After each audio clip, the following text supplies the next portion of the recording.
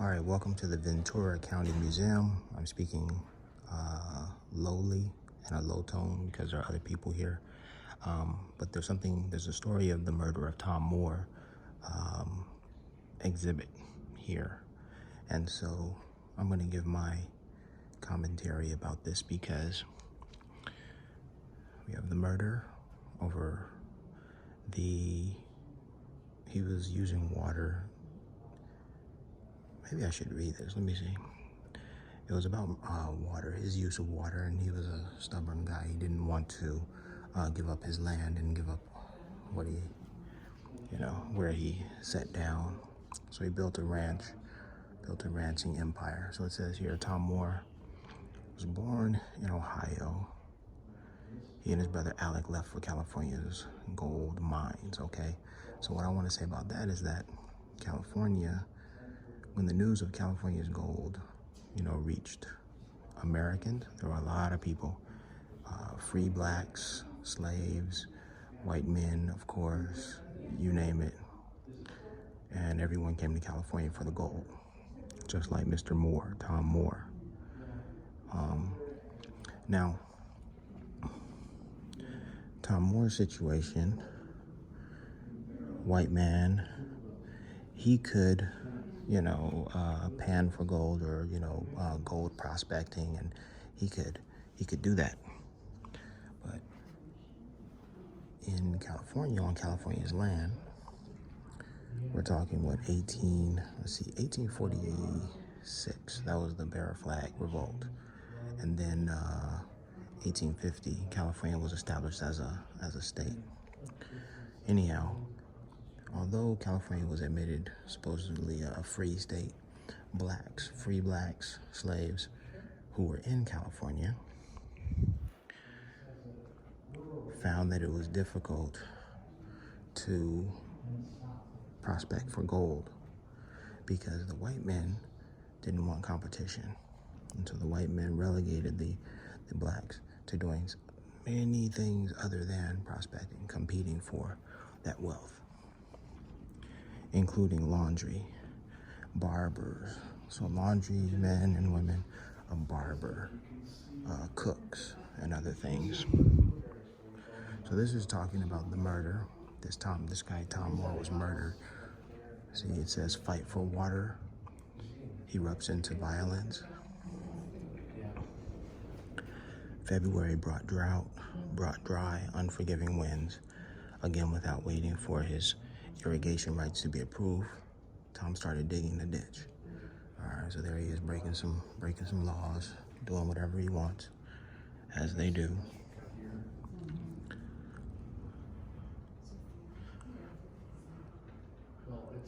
Gunshot wound. He was shot 10 times.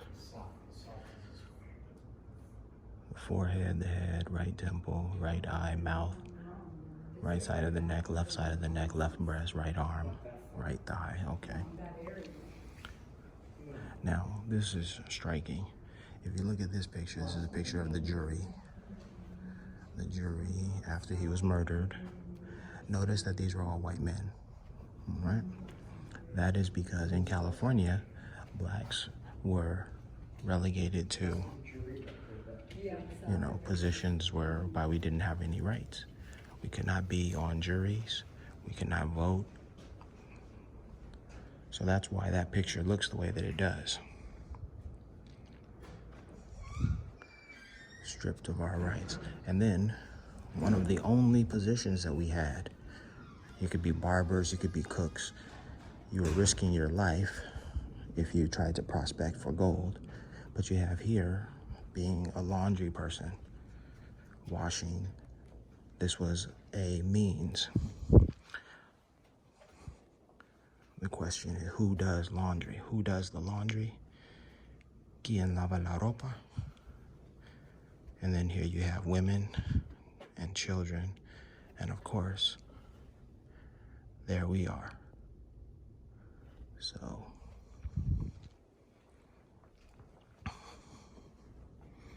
they don't talk about us, but we were there. This is our struggle. This is our position. This is what the ideal Californian and American is. But we were there. We're always there. Just to give you some idea of how messed up it is. I guess we exit through these doors.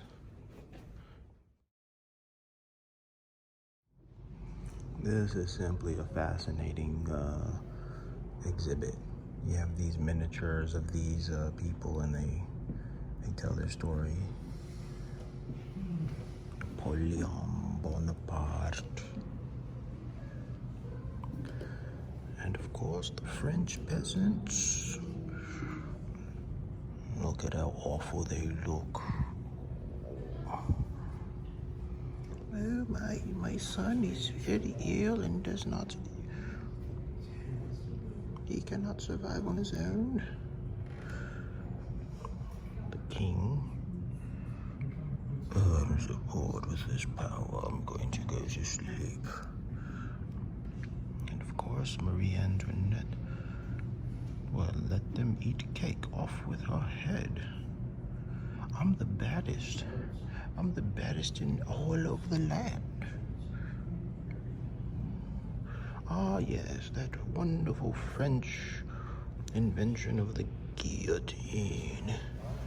You dare disrupt the French Empire, the French Revolution? Well, we will cut off your head. Looks as though he's lost his head. Maximilien Robespierre. Maximilian. Well, Napoleon's plan of life was to destroy him. As first consul for life, he did some reforms that were absolutely remarkable. Empress First Josephine. of all, he established the Bank of France. He centralized the government. He was a marvelous administrator, and he had a vision which most of the Bourbon monarchs did not have. He could see the possibilities. He established peace with Rome. So lifelike, huh? 1804, by popular demand, Empress Marie Louise. Napoleon was crowned emperor. He crowned himself the Pope to Paris, the officiate, and then Napoleon turned around and crowned his wife empress. He invaded and conquered some Scandinavian states, the Russian states, Italian states, Spain, Austria. This is simply fascinating. I wonder if this exhibit will ever come to Los Angeles, or if it has been in Los Angeles. Ah, yes, the British. 1812, he invaded Russia. Ah, This was his fatal mistake. Thomas Jefferson. He did it at the wrong time of year, arrived too late in Moscow, had to turn Funny back. man. Returned from Moscow. He would not be denied by anyone. I'll have Sally Hemings on the side, my side girl. She is a Negro, but I do like the Negro blood.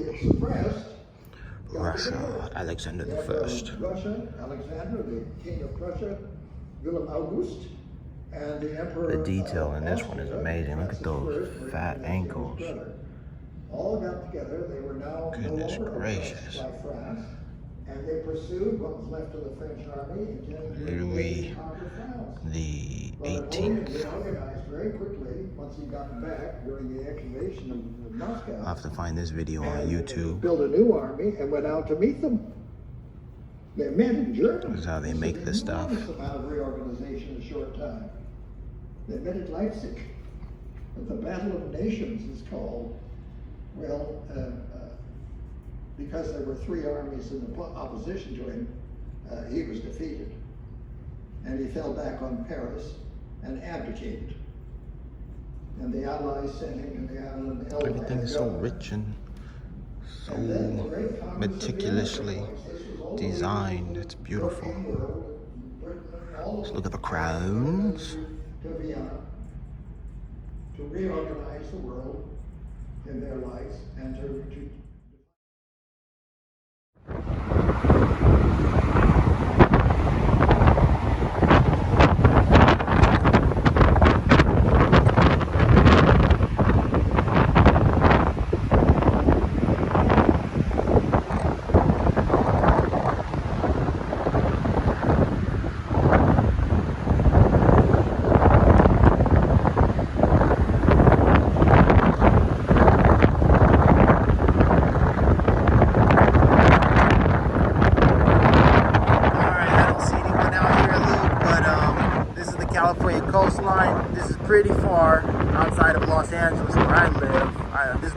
time ever coming here. But if you notice, there's a lot of waves, lots of waves. So I don't know. It's probably too dangerous to surf out here, but this is California still. Let me show you the mountain back here.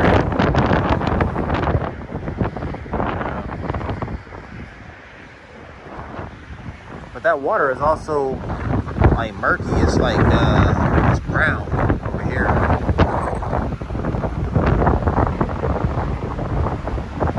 Yeah, California.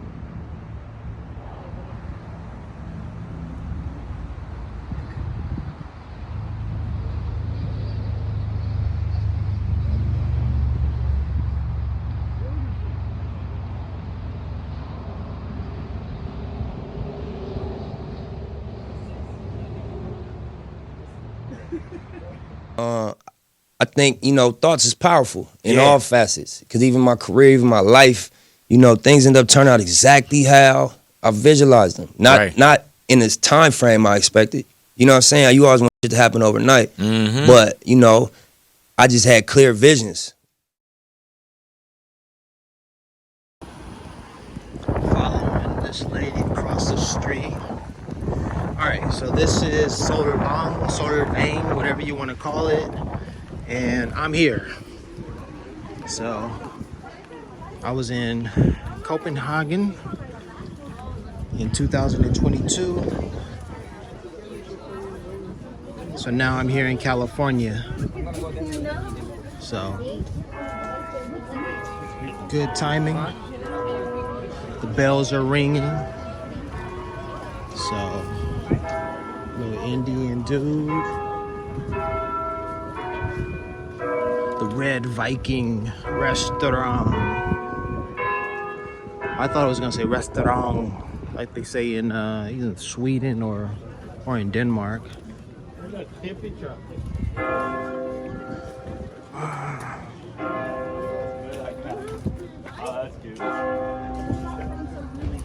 So a few people out here, nothing too crazy.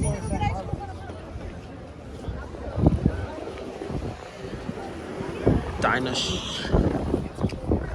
All right. Oh, look at that. We got a windmill. That's cool. Yep.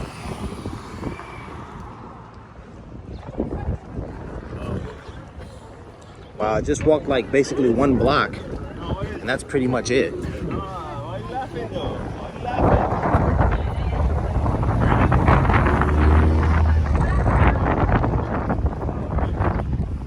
Rasmussen.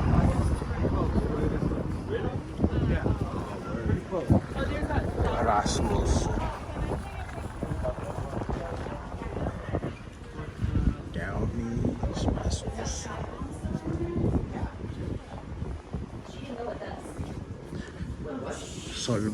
Solvang, B and Company. Propolis.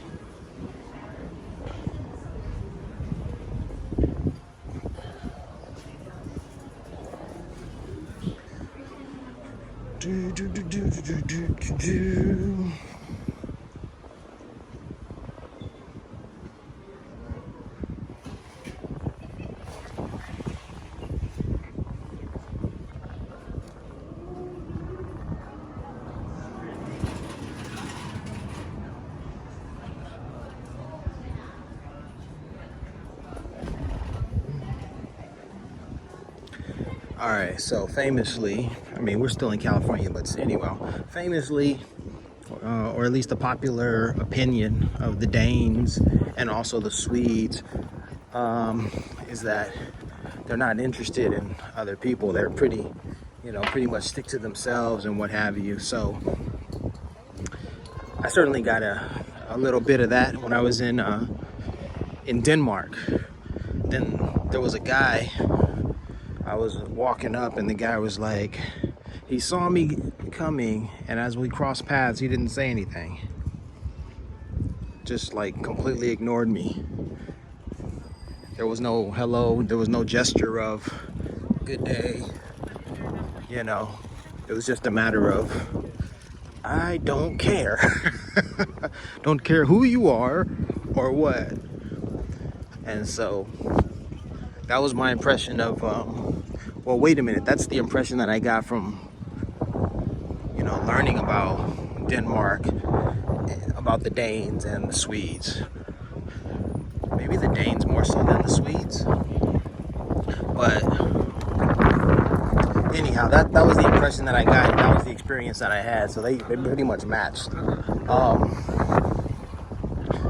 Legos.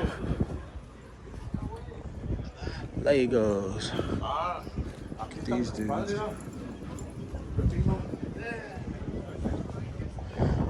The founders of Solvang. Oh, that's pretty interesting.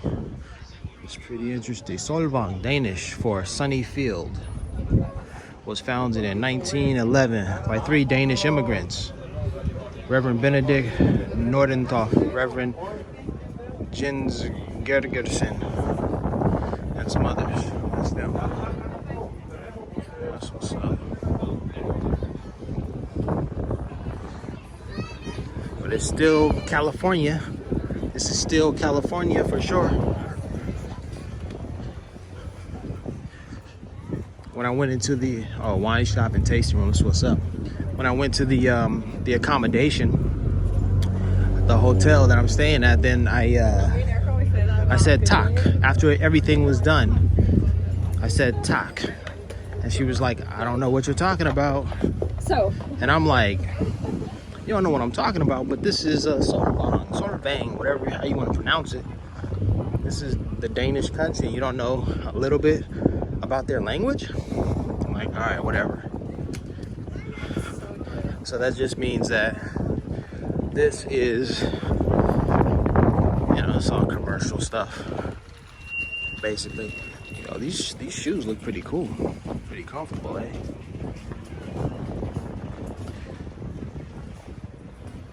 Not my style. Look like they're for women. Oh, the ones at the top look like they're for men.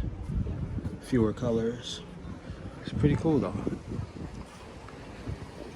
Little Solvang site.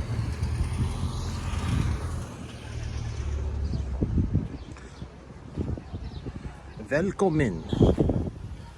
Yeah, that's what's up right there. 25 minutes. General admin. Hello. Are you a tour guide? Yeah, all right.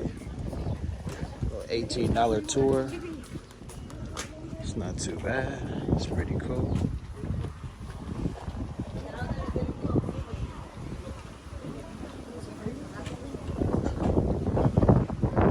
Handbags made in Italia. Hamlet. What's that? Another windmill. Theater in second. There's a lot to see over here. The Danish capital of America is called Solvang. That's pretty cool. They come some. Oh, they have ramen kotori. The Japanese are here. I know I'm all over the place, just talking.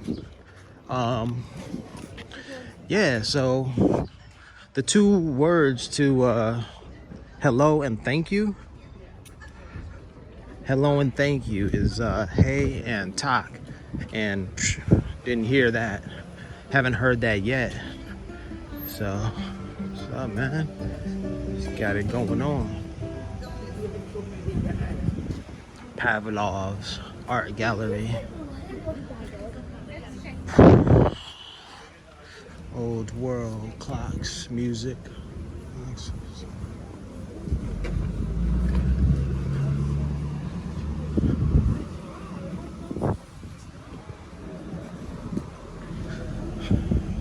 I used to go crazy and geek out or open places like this, little toy shops with anything with the what was it? I always loved the posters. Still do, I suppose.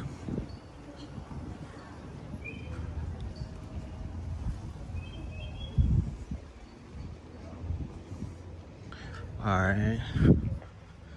Look at these little cars. Oh, these are cool. Rent me.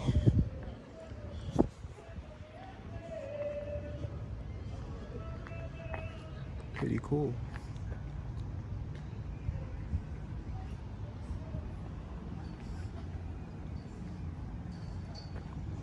If I were to rent it, hey, what's up, man?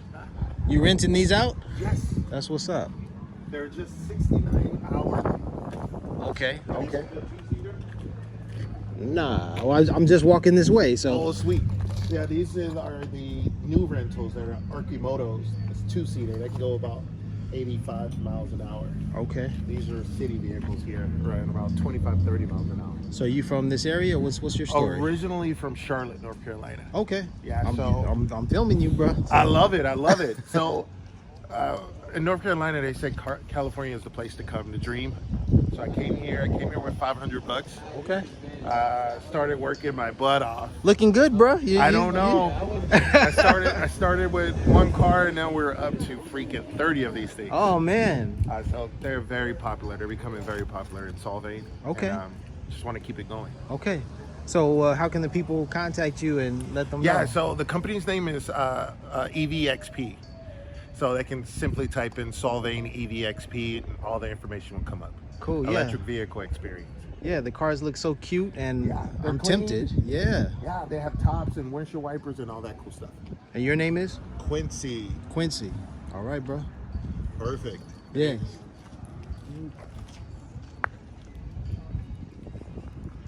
So that's what's up.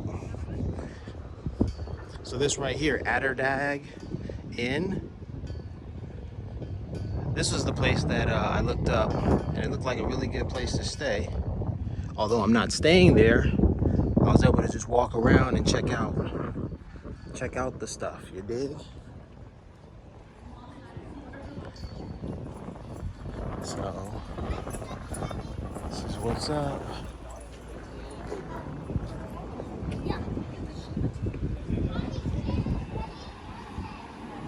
Feliz noche, a Shiba Inu. Shiba Inu. Shiba Inu. Oh, yeah. Quite a popular dog these times, around this time. Cryptocurrency craze. Pastry and coffee. This looks good.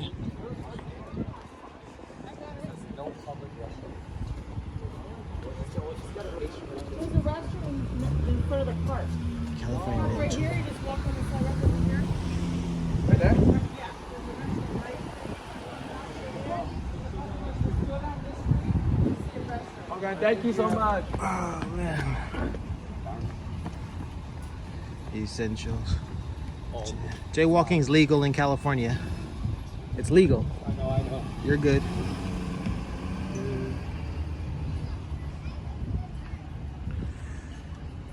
Spice and tea merchant.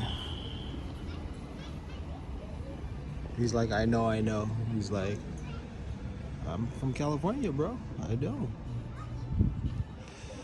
So what was I saying? I was saying that I didn't hear any Danish spoken. I've heard other languages, but no Danish. And when I use Danish, I hope it's Danish. Do the Danes and Swedes speak the same language? Is it like Danish German, Swedish German, or is it Swedish and Danish and they're completely different? I'm ignorant. So there's that. What else? Yeah, let's get up. We looked at this spot for a little while. Let's go walk down this street. 20 Mile Winery. No spotting, no sights of 109.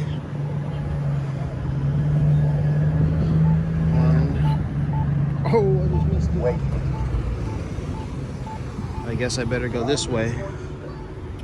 And then I'll turn and go down that way.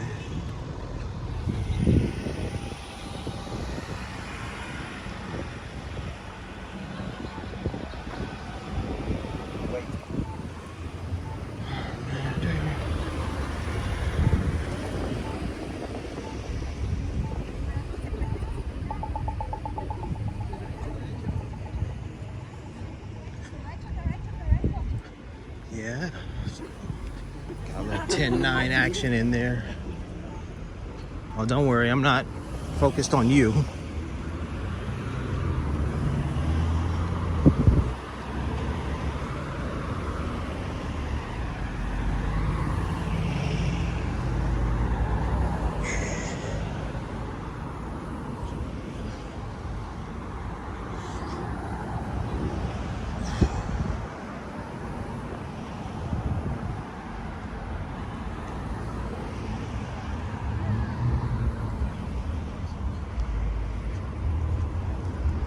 King Frederick, that's another one of the spots that I looked at and saw and I was cool with, you know.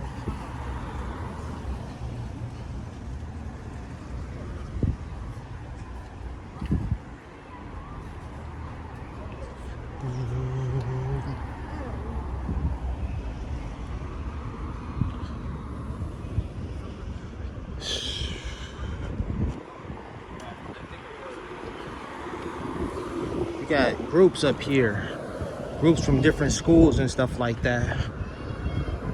Brewery, winery, cidery. That's pretty cool. Get some cider.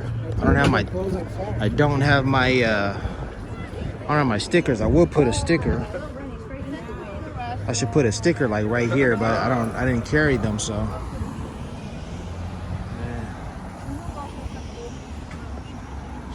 Coast Range.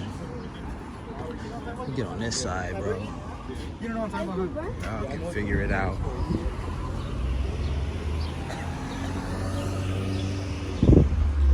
Got a little bit of food, so I did a little loop. I was already around this area here, so I went up that way down to that light. I saw the little spot, little Hans Christian Andersen statue over there. Where is it? Like right there. So it's like that. Stopped at Copenhagen Liquor and got a lottery ticket. We're still in California, so gotta do that.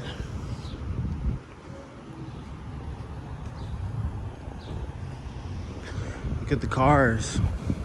So on my way up here today, I stopped in Ventura. Wait, I know I stopped before Ventura. Let me see, where did I go today? Dang.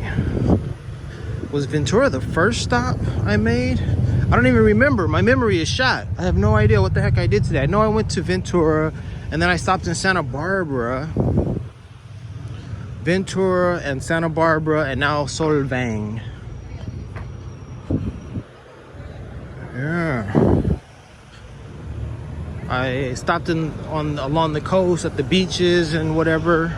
I got some beach footage. And so next I'm gonna slide into that book loft over there. The book loft. As long as there aren't any cars coming, I should be able to get across, but looks like it's closed.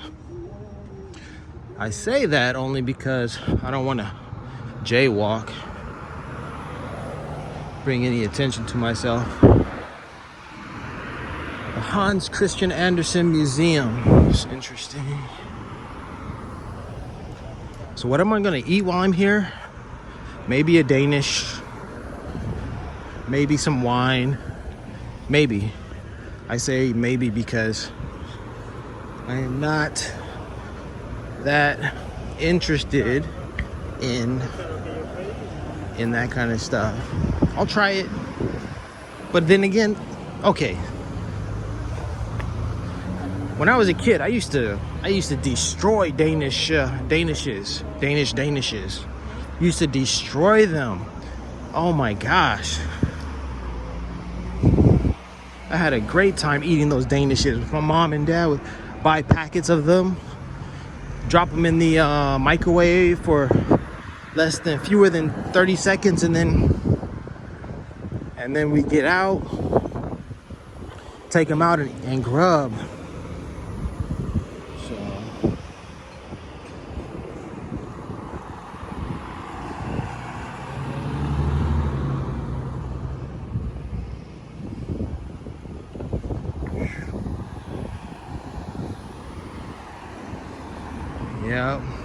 So I know what they taste like. I've had them. It's all good. Little bit of a overshadow or overcast. It was raining on the way up here, so let's go inside.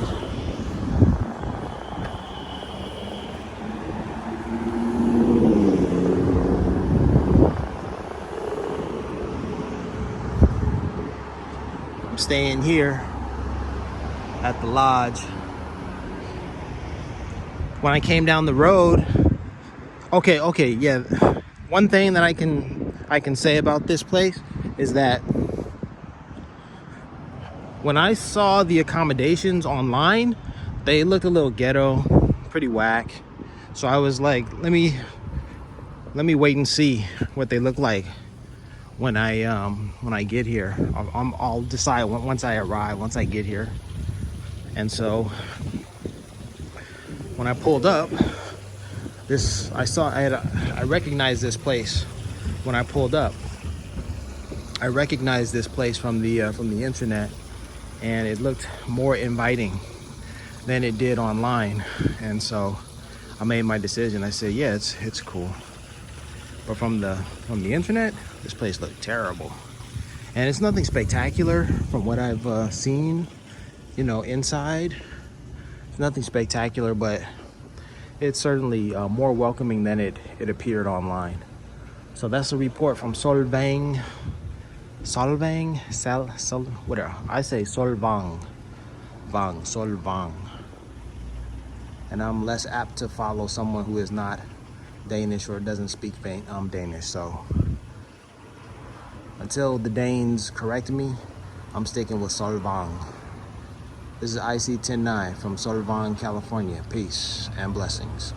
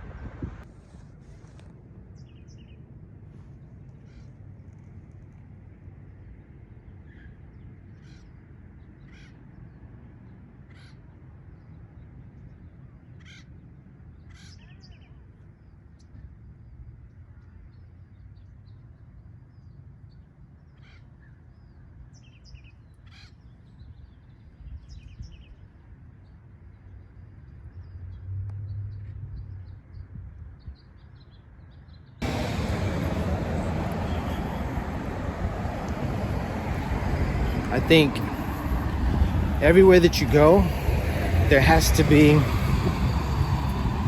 something like religious. Okay, everywhere that I travel, right? California, Ethiopia,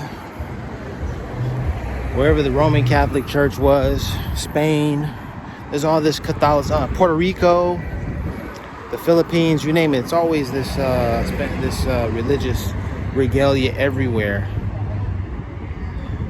And Olvera Street in Los Angeles. So on Crenshaw, there has to be a faith-based presentation as well for all of the religious regalia, artifacts that people can buy when they visit the area. Same thing should be true for Crenshaw. Gotta have the Nipsey, St. Ermias stuff. You know, even John Coltrane has a church, St. Coltrane in San Francisco. I might make it up there, I might not, who knows. But on Crenshaw, gotta have St. Ermias, a shop, you know, a place of worship. Christian based, of course, but then also just an amalgamation, of bringing together of the faiths. It's everywhere. Everyone walks with Jesus. Everyone. Crenshaw, well, we already have our traditions, but we also need to embrace St. Ermias, for sure. For sure. And I just might be the one to do that. Who knows? There's already Crip Jesus. But St. Ermias, for real.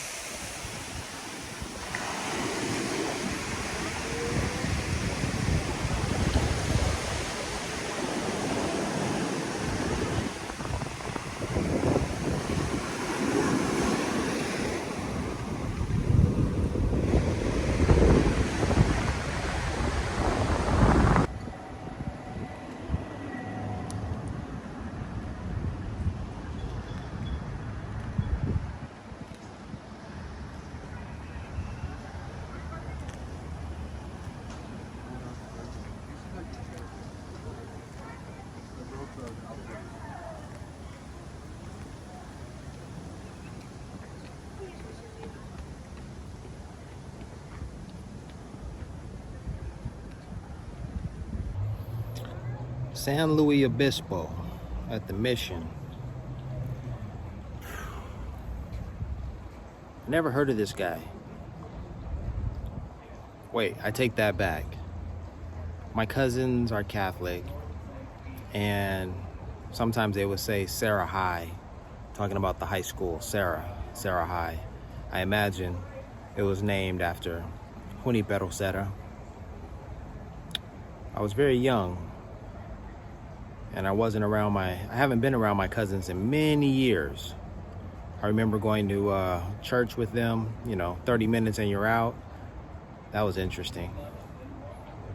But I was raised under a different denomination. So my church experience, worship experience was different. And so this guy who is a Catholic, famous Catholic dude, friar, Franciscan monk.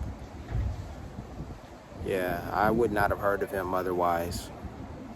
All right, I'm in San Luis Obispo, California, doing it. And about 5 days after that, they said, I was up in the bar.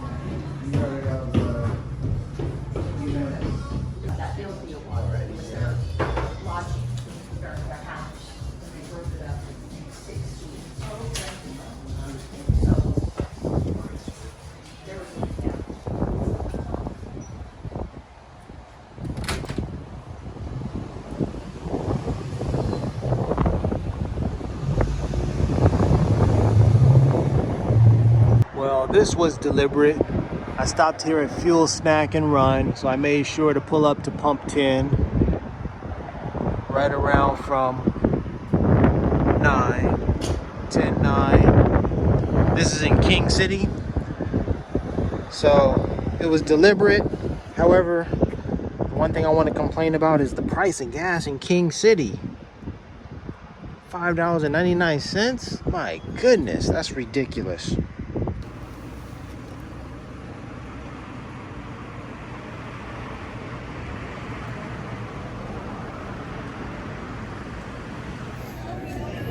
At the old Fisherman's Wharf in Monterey. I just did that. Cafe Fina. They have a lot of historic stuff over there. It was pretty cool. Really, really delicious. I couldn't. I'm stuffed.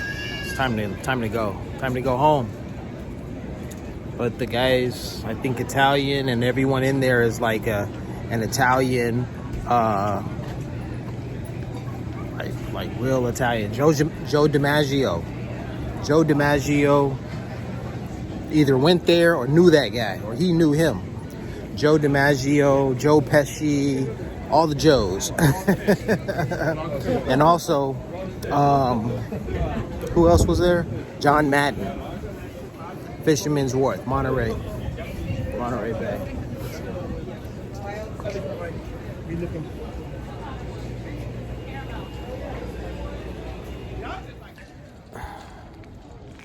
All right, so here we are, Fisherman's Wharf, right? In Monterey, California. I came here when I was in high school, thanks to Sam Waxman's mom. Sam Waxman was my classmate. His mom was a teacher. I never had her class, but she was trying to organize a trip to Monterey for us students. And she said, we need more black students to get involved. Sam Waxman tapped me and said, hey, Larry, you want to go to Monterey? I was like, who? What? What are you talking about? He said, yeah, man, my mom, she needs to get some students. And I was like, well, I don't know. He was like, talk to my mom. And I distinctly remember, I don't know if it's true or not. I mean, maybe I'm making stuff up. But I distinctly remember his mom saying to me, we need more black students on this trip. You need to go. You should go. And I was sold. I was like, yeah, I'm in. And then I came here and I had the most wonderful time. And so that was the first time I came to Monterey. All right. So like this week, this month or whatever, I've been learning about California's history. And I was also intrigued and proud of the Bear Flag Revolt, because there were 7 black men who participated in the revolt. That means that the California state flag, you know, there's black history in the California state flag. I'm a Californian. I'm a native Angelino. So I'm learning our history, and we are throughout. We are there in the history. So, all right, so I'm reading this thing over here, this thingamajig, this plaque on this rock, which talks about Alta California, which talks about Mexican rule, which talks about you know, California, or was it the California flag or the American flag was raised here, and all of its illustrious stuff. I'm showing you so you can read it as well. Anyhow, I'm in Monterey, and I'm enjoying this. So I'm learning. This is a trip for me to learn about California's history, and it's cool. Look at that dude behind me, riding that little thing, riding that little one wheel. Custom house right there. California's history, the wharf, Fisherman's Wharf.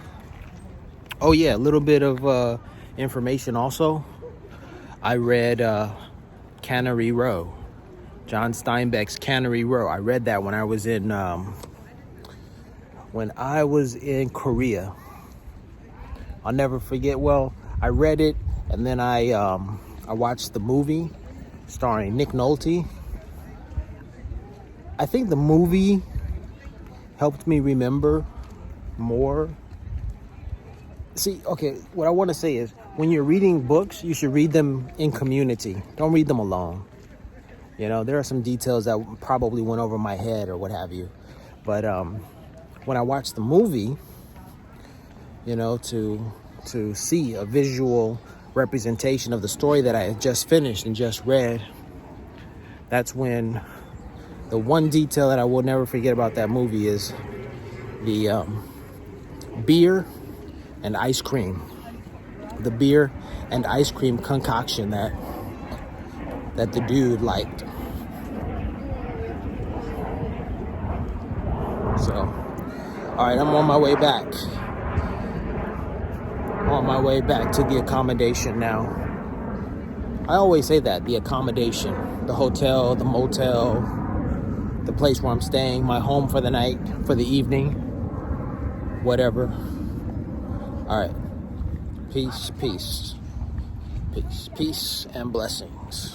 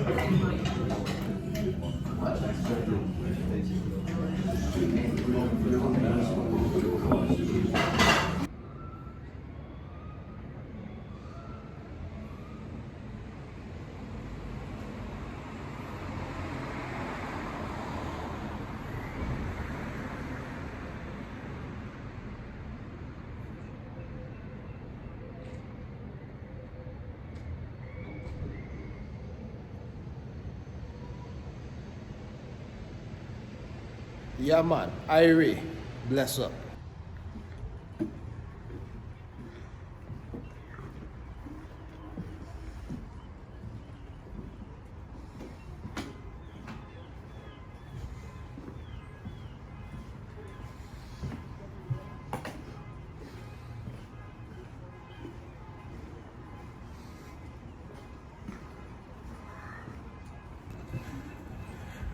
I definitely have to curb my spending. I get to these places and I just start buying stuff that I don't even need. And then the other thing is, I'm a Californian. I should feel as if, hey, I don't need any of this stuff. And a lot of it is made in China and cheap, and you know, and I'm just like, well, I don't get excited for stuff that's made in China, not unless it's a cheap thing that I'll use, you know, spend a little on or whatever. But yeah, when I move around, I spend money, you know. And then there's this whole idea, like, I would rather not do that, of course, but also just like it seems like it's necessary.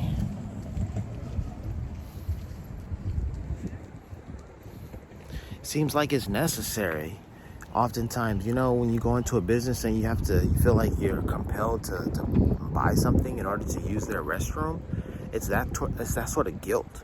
And then you feel guilted into tipping, and the breakfast I had today was horrible. I didn't want to leave a tip, and I thought, man, I don't want to be so mean as to deny them, you know, of a little bit of extra money, you know, $5. You know, I could have paid more, which would have let them know it was great service and great food, but the minimum would have been, you know, $5, which is what I left. You know, basically out of guilt, like, come on, man. I don't know. Guilt, but also karma. I don't know. I would just like to spend less when I travel. You know, and not feel compelled to spend. There's so much, you know, activity around me, people with their things and stuff. I'm like, oh, I gotta keep up like that. That's how I feel sometimes. Like, yeah, let me get that. Not so much these days, you know? But yeah, I don't know.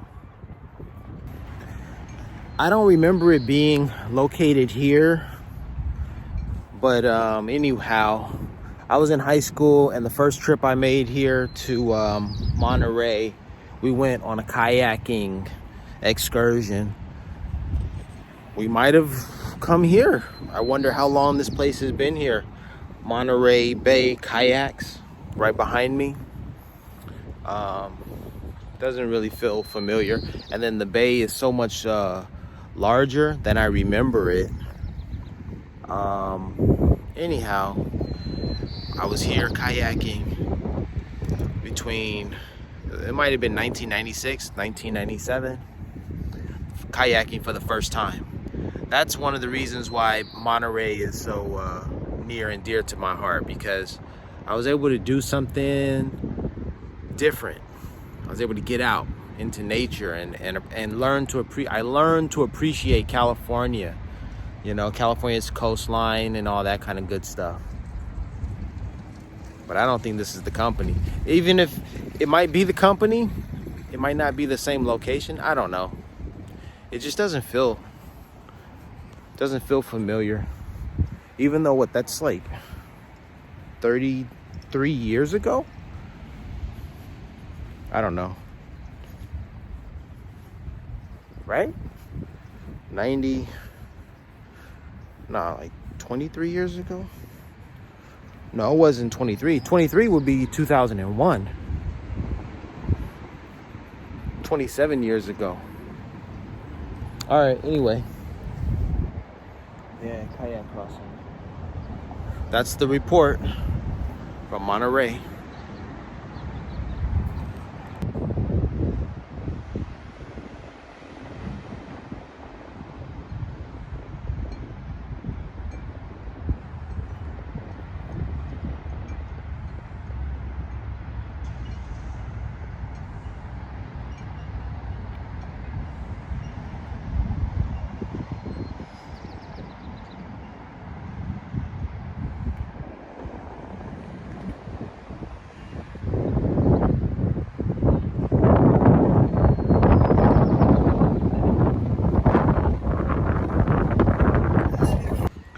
So this has been California's like dominant culture, and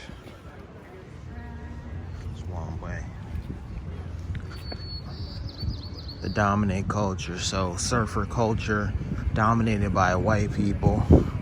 This establishment is mostly white. When I think of my own California, I think of places like this. Chic, stylized. One thing that I remember from the Mission is how the Missions, the walls were, the top of the walls were white and then the bottom was brown. Over here, the top of the wall is white and the bottom is black. You know, for me, I don't like that. I appreciate the white above the green. That's cool, but this one just white over black. When I was at the Mission, it spoke to me, and it said like, this shit sucks, because you could read like racist stuff into that, which is what I was doing. The Captain Stoker coffee, yeah.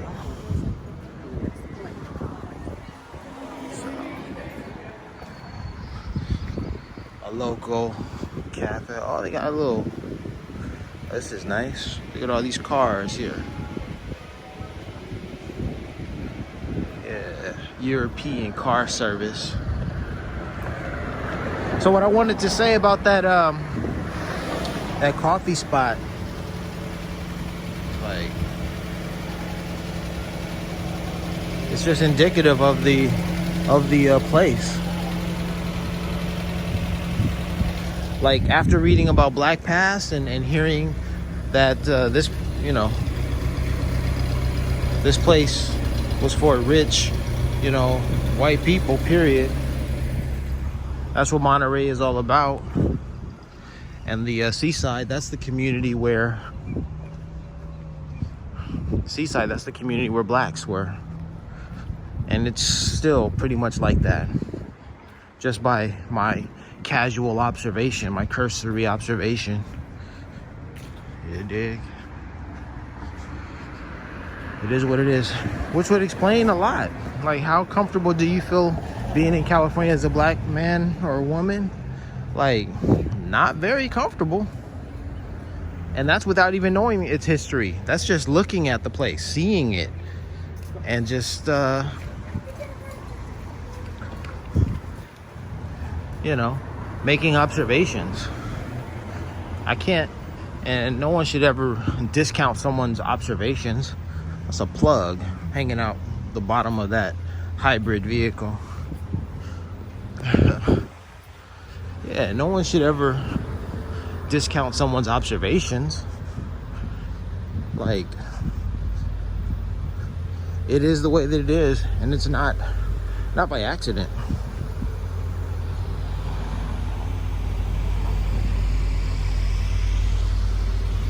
My museum, little children's spot. All right, I'm done. One other observation. So when I learned about George W. Bush, not the former presidents, but the black man, the African-American pioneer, he was of Irish and African extraction. He was a decent man, decent human being. And he was frustrated in life because of the way that white people treated blacks, period. And so he had to make moves, he had to make decisions to improve his life, because he knew it was wrong. He knew what they were doing was just downright wrong.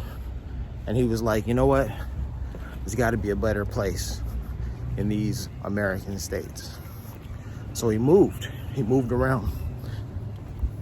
But he was a decent fellow, decent man. I learned that he had been educated. I forgot which tradition. Oh, look at this. I know where I am right now. I forgot which tradition, but I thought about myself. I was sent to a Presbyterian school, Presbyterian church, Presbyterian school, first Congregational Church of, is that right? I know that the church that I went to as a child was a Presbyterian church. I wonder if my school was too. I think so, but I'm not certain. I want to say it was, though. Anyhow, they talked about how George Washington Bush was educated, and it was within one of these traditions. And then I thought back and I said, you know what? I'm glad. I appreciate my upbringing, my education at a parochial school, which I think was Presbyterian. I am glad for it, happy. But the other thing is, not only am I happy, you know, for that education, but for the video that I watched, one of the best videos that I watched about the life of George Washington Bush, and one of the only videos on YouTube I found, was by a Presbyterian, Bible scholar. And I thought, wow, that's pretty cool. That's right up my alley. So I'm like even more appreciative that the history is coming from that particular source. That tells me that well is one that I can draw water from. Again, I've steered away from it, I've gone away from it, but I can certainly return to it. And for good reason, because they're not only sharing the gospel, but they're telling the truth. It was a white man telling the truth. So I think that's interesting, and I think that's very cool. All right, I'm done. All right, so I need a barbershop. Want to get my beard trimmed. Want to cleaned up. My mustache too, it's long. I need to get my hair done. I did a quick search on Google for braids. So I'm currently in Monterey, and I did a search on Google for braids, and basically it says go to Oakland. You'll find braiding in Oakland. I wonder about Seaside, however. So I just wonder. I'm pretty sure with Seaside's history of, being predominantly black, I might have better luck there. And Seaside is only a mile away. Oakland is about 80 miles away. Seaside's demographics have shifted, as have so many communities. As I know very well, living in Los Angeles, with the influx of Latinos. So I may be out of luck in terms of finding a barber or a braider in Seaside, but it's worth giving a try. It's worth searching there first. Lastly, I'm staying at the Stevenson Hotel. I'm in room 201, which is great. No complaints.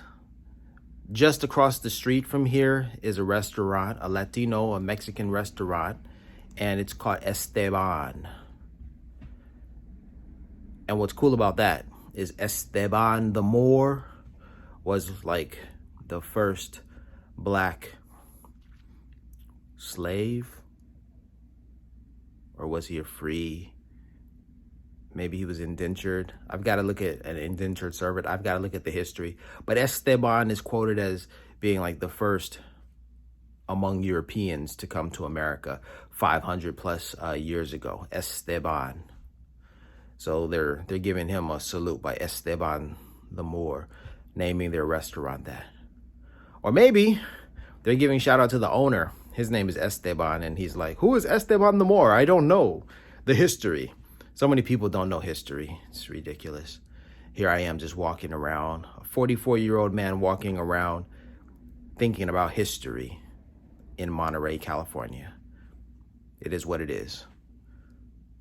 I'm gonna do some research about that restaurant. It smelled delicious. The scents that were wafting over from across the street last night. Woo! The meat. Oh, I didn't go there last night. I went to another restaurant, which was nice, but I think next time, or I'm just recommending it. Like, check it out. Peace and blessings.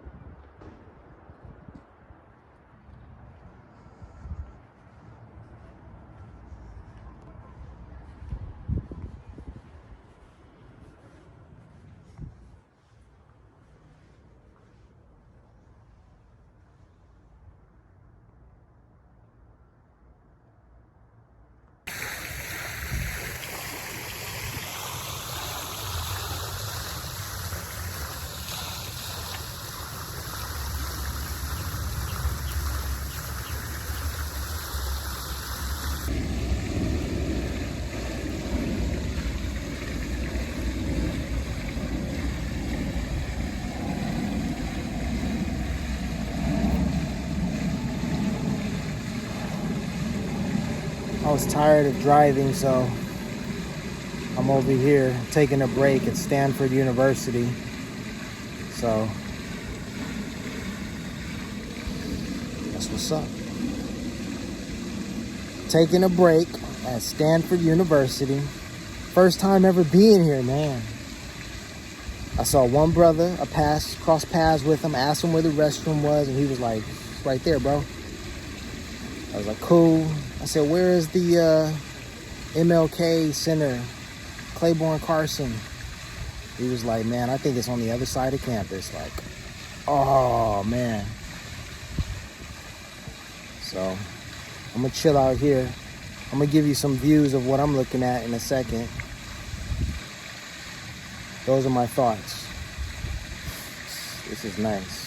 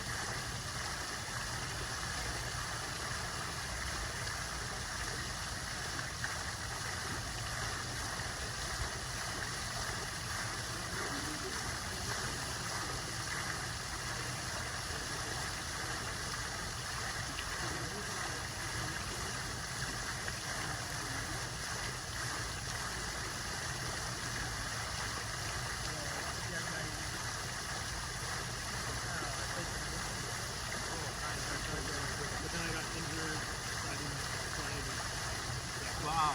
So you are probably going to be more professionality than that. Yeah, I mean, tennis is so hard. What's your... Oh, then pickleball must be easy for you.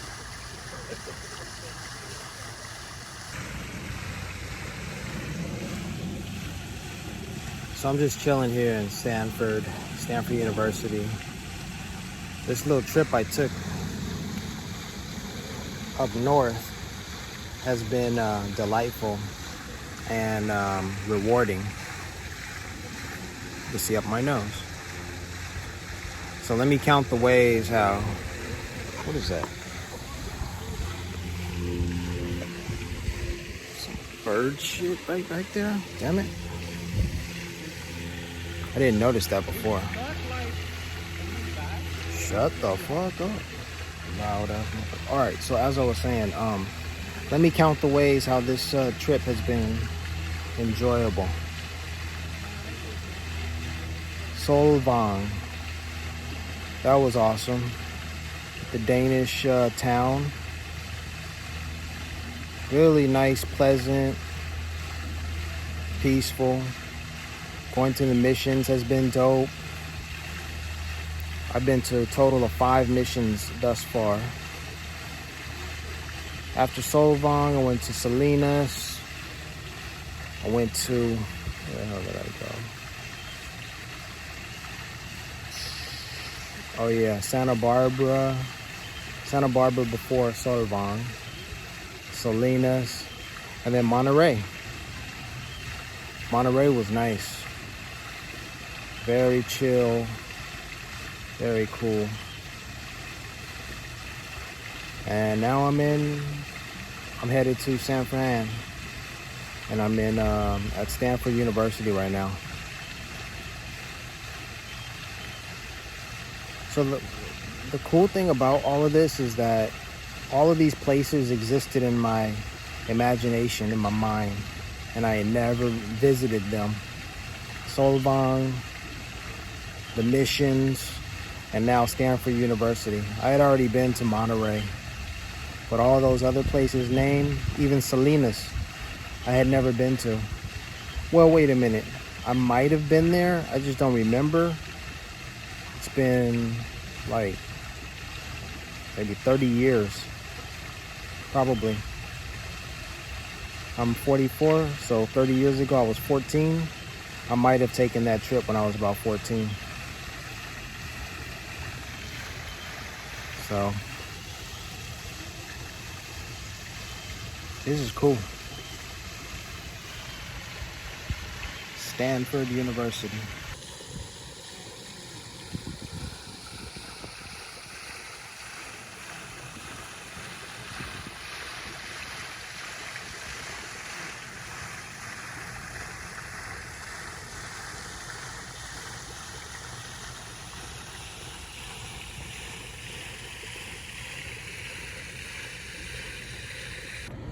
So, what does it say when you follow the instructions and what you're looking for isn't there? When you don't find what you're looking for. I'm looking for the Martin Luther King Jr. Research and Information Center or something like that, something or other. But it's Martin Luther King Research, whatever the name is. Here I am at Stanford University. I follow the map and the designation, the destination marker says go to Cypress Hall. Cypress Hall is right in front of me. I didn't walk around Cypress Hall. I thought it would be a larger building or there would be a sign out front, which I didn't see. And the building that is nearest Cypress Hall that looks like it's something is this Forsyth Hall. It's over here to the left. So what does it say when you follow the directions and you don't find what you need?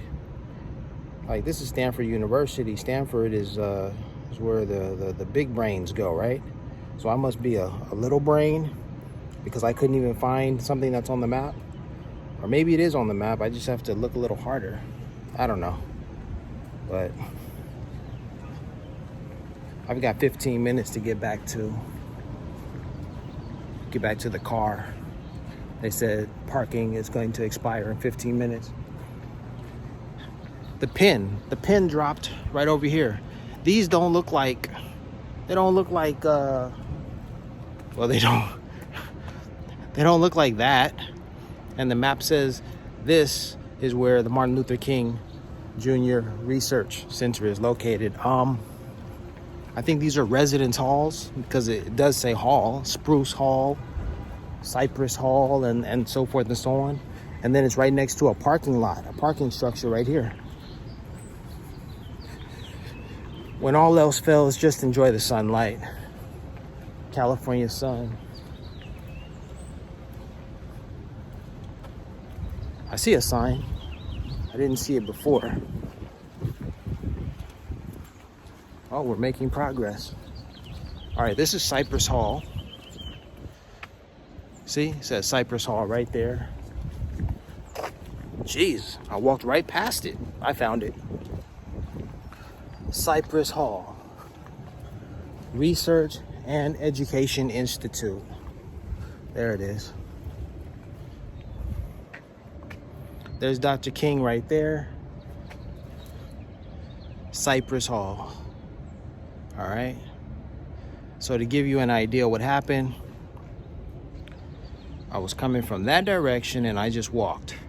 Can you see me? Just walking right by. And I didn't see this.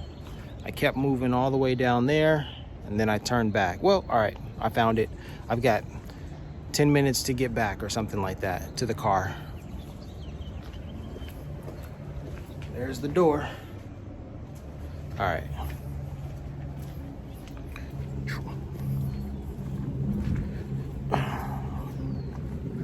Woo!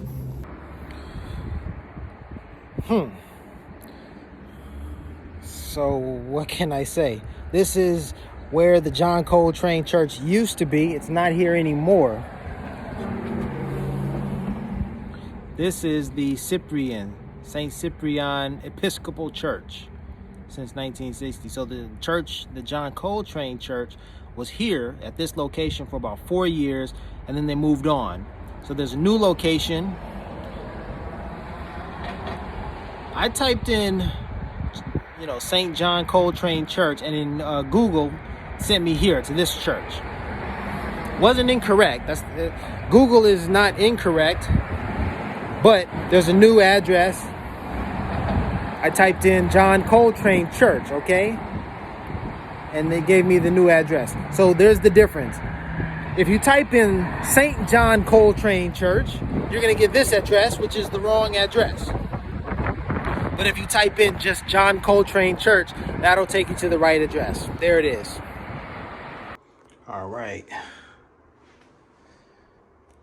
I'm at the Yodel Hotel. Yodel. All right. San Francisco's Yodel Hotel. I like the view. It's an extremely tiny room. I saw the advertisement on, I think I saw some TikToks about it. But that wasn't how I learned about it. First, I went to booking.com, I found it, and then I went to TikTok and YouTube to check out the reviews. The reviews were decent, but everyone said these are tiny, efficient, you know, spaces, and it is. This one, I was expecting to get a 2-story or a upstairs and downstairs. Check them out, Yotel, Y-O-T-E-L. There's a staircase leading up to a bed at the top. This isn't that one. You just walk right in and there's the bed. This is the shower, the bathroom. There it is, voila. All right, toilet right there. Tiny spaces like these don't scare me, don't intimidate me. I lived in Korea, I've stayed in Japan, it's all good. So America and tiny spaces.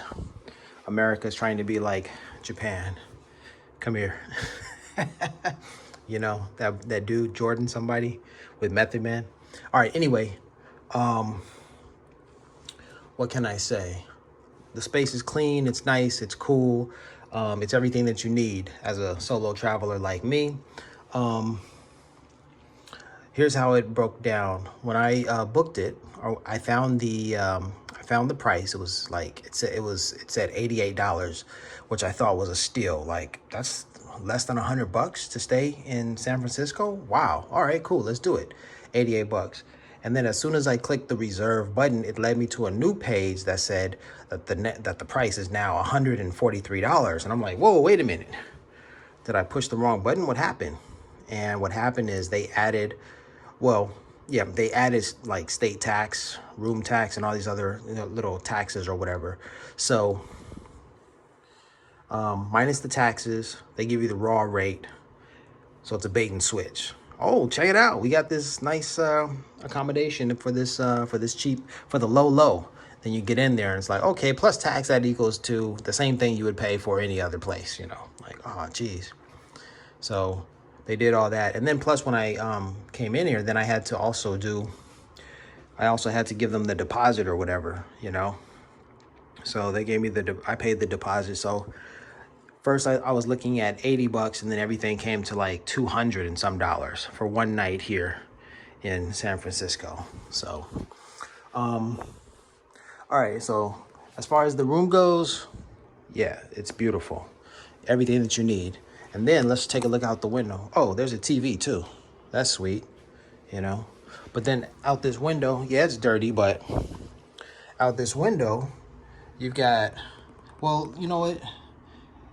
I guess it's not the best view, but it's beautiful because this is it's centrally located.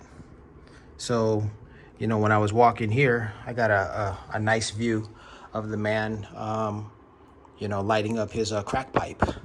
That was a delight. And then the homeless, I mean, around here, I didn't see the homeless problem wasn't as apparent. You see like pockets, like here's a homeless person, here's a homeless person. Then there was the guy smoking crack or whatever, which was like, might have been heroin. I don't know. Yeah, it was just wild. So you have to like climb over those people to get here. And then driving all around San Francisco is just funky and everything. So, but this is San Fran. This is expensive. So I wish I had a travel buddy, because to share the expense, but also, I mean, you know, Randy, we really should have been sharing this right here. You know, for what I paid, what I have to pay. I mean, it's not too bad, but it's just, yeah, it's getting expensive. So I have to make my way home soon, very soon, to protect my pockets. You dig? iSee109, red, gold, and green. Make sure that oh, my nails, not too bad. Not too bad. The sink's right there, I can wash them, no problem. Not too bad at all. iSee109 in San Francisco for I think I've been to San Francisco, no. couldn't be 3 times. I've flown into San Francisco a number of times. So now it's probably like 7th, 8th time just physically being in this region, you know, in San Francisco. But maybe the 3rd time for exploring San Francisco. Maybe. Okay? Yeah, I think it's the 3rd time. I was with my aunt, uncle, and cousins and for the first time in 2012. And then around 2000 and I want to say 14 or 15, I met up with Larita and Marissa from Pilgrim out here. And then now today's journey, today's trip is the third trip to San Francisco. So, alrighty, peace and blessings. Peace, peace, peace, peace and blessings.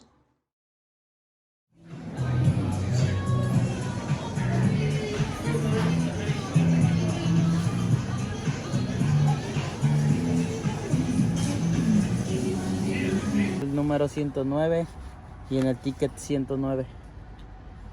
Y dígame, yo veo 109. Y yo veo 109. Muchas gracias, señor. De nada, muy amable. Sí. Buen día.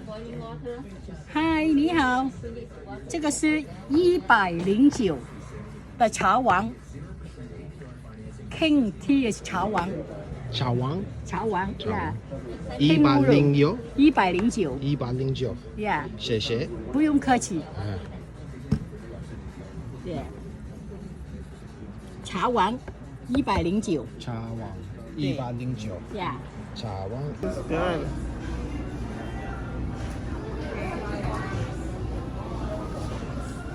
Hi Larry, I'm Janet. Nice to meet you. God bless you. So the eclipse is taking place, and let's see, how do we do this?